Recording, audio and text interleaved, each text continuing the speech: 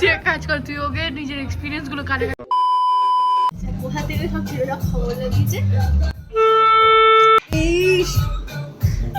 আমি তোদের ভিডিও করছি। হ্যাঁ তুই সব কথাগুলি ভিডিও করিস। এটা আমাদের টেডি, এটা আমাদের রিয়া। ও এইরকমই রয়ে গেছে একদম। কেউ আমরা চেঞ্জ হয়নি কিন্তু। হ্যাঁ তুই চেঞ্জ হচ্ছিস সব থেকে বেশি, তুই কেন রে? আমি সেই রকমই আছি, একটু চুড়িদার। Positive changes. হ্যাঁ আমি একটু বড় বড় হয়ে গেছি। এই এগুলো কি তুই নিজের ইয়েতে ডালবি? ইউটিউবে দেবো। না না একদম না। কেন রে? কত কিউট লাগছে তোদেরকে, দেখ।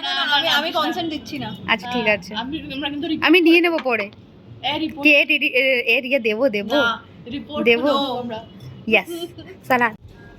সবার যেমন ছোটোবেলার ফ্রেন্ড থাকে, আমার সেরকম নেই। বিকজ আমি 10 পর্যন্ত তো লখনৌতে পড়ে এসেছি, তো এখানে এসেছি 11 থেকে। তো এরা আমার 11-12-এর বান্ধবী, বাট খুবই ভালো। মানে 2 বছরে এত সুন্দর বন্ডিং হতে পারে কারোর থেকে, এটা মানে অবিশ্বাসনীয়। তো অনেক দিন পর আমি দেখা করতে গেছিলাম, বিকজ রিয়া বাইরে থাকে চাকরির সূত্রে পুনেতে, আর অন্বেষা একটু বিজি ছিল। তো অনেক দিন পর রিয়া আসলো কলকাতায়, তো আমরা প্ল্যান করলাম কি দুজন দেখা করি আমরা 3 জন মিলে। কেন আমি বিয়ের আগে বলিনি তোর ব্যাপারে? তুই হারামিগিরি করেছিস, আসিস নি, এটা তোর ব্যাপার। কি বলেছিস? টেডি, তোর এই বিশ্ববিখ্যাত নাম না টেডি। আমার শাশুড়িও চেনে তোকে। টেডি। হ্যাঁ টেডি, আমাকে জিজ্ঞাসা করেছিল তোদের বান্ধবীরা কেন আসেনি। Teddy, hi teddy.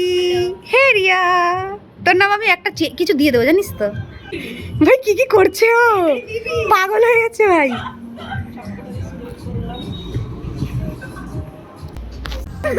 কিছুই না, এই ব্লগটা জাস্ট মেমোরির জন্য আমি রেখে দিচ্ছি আমার ইউটিউবে আর ফেসবুকে। দেখা হচ্ছে নেক্সট ব্লগে, টাটা।